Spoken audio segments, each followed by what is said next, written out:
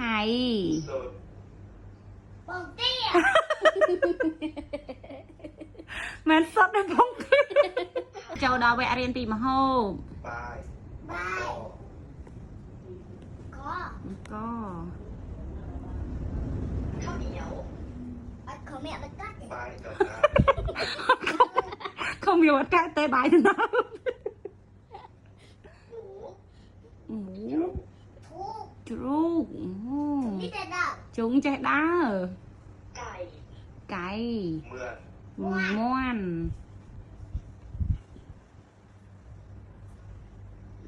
เป็ด ตี เตี้ย tia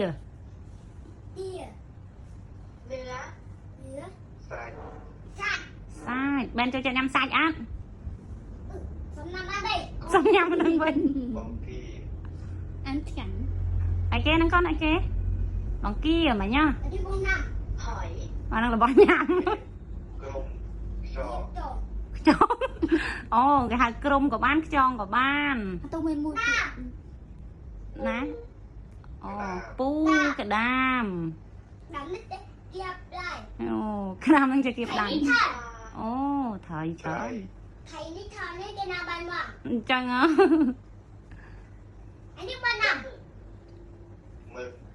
mất ำ ơi เป็นนาบันว่ะแต่อันนี้เป็นนาบัน chăng á ไข่ khay สุด บองเตี้ย มันสดในพง วันแรก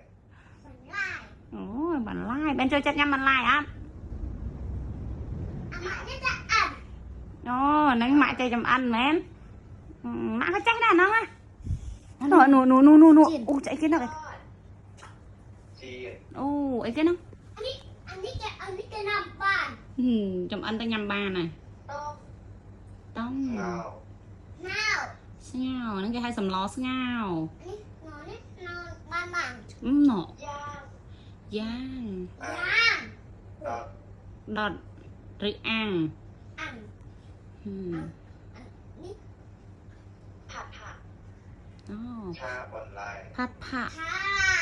ชาบันไล่ แกง แก กะ ง หรี่ เดลี่ สำล้อกะรี่อยู่ แกงจืด ซุป ซุป ซุป โอ้แม่นจะจัดยำชอบอ่ะ น้ ยำเหรอ ำต้มยำจิงเบียร์ ต้องย ย ำ ต้มยำต้มย อื ำต้ ม มน้ำข้าวผัด ข้าวผัด ำปลายชา บ่าย ไฟข้าว ชา ข้าวราดแกง ปลายสันโก ไม้โก้ บ่ายสายโก้ วันนี้เราอัดกัดเตะ จังเหรอ กระเฮา สัตว์ถูกในอะไรน้ โอ้เป็นยำอ้อมไหม ำทอด โอ้หนู เหมือนจีน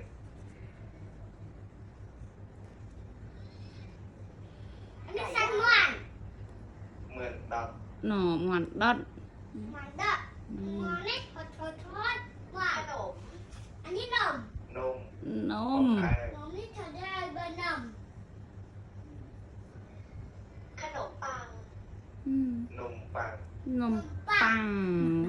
ปังขนมปัง ไอติม ไอติ กะ ม แรม แรม มีไอศกรีมใช่ไหม บะหมี่ ป้ามี มี นี่ มีโอ้ ก๋วยเตี๋ยว ก๋วยเตี๋ยว เตี๋ยว อาหารทะเล อาหารสามารถ อืม ทั้งหมด ฮาแซลมอน อาหารไทย มะฮบไทย ไทยอาหารจีน มะฮบเจน หกตัน สุจิ อาหารญี่ปุ่น มะฮบญี่ปุ่น หกปุ่นอาหารฝรั่ง อาหารลูกขังเล็ก อาหารหกตันเล็ก โอ้อุ้ ข้าวย เช้า สนองมันอ่ะ อาหารเปรย์ปรึก อาหารเป็นเด็ก เปรปราก มีปึกนั้น ป บ้าน อาหารไงตรอง ว่า หาเชตอน ไงตรัง ข้าวเย็น อาหารเป็นอย่างนี้ ฉันม่วน โอ้ยเคยจะใส่มอนเลยเราไว้เลิก เอามาเอ็กแดงยอมดอัน มันจัง ก็ เธอนี่เตะกันเลยอ่ะ มันจังอะ น้ำปลา ตึกไร น้ำปลาตับไตร เอามาเอ็กแดงอันดบทานเกลือ บ้าน เอา ก็เล ไป ย อันใบ อ่อมบัน พริก โอ้ผลิต มาตี มา น้ำ เต้ เต้ มาเต้เป็นเจ้าจัดอ่ะ น้ำส้ม ตึกใหม่ ไม่เกิ้งเกิ้งไหมไม่สิ ไม่กินน้ำพริกไทยเลยกับน้ำ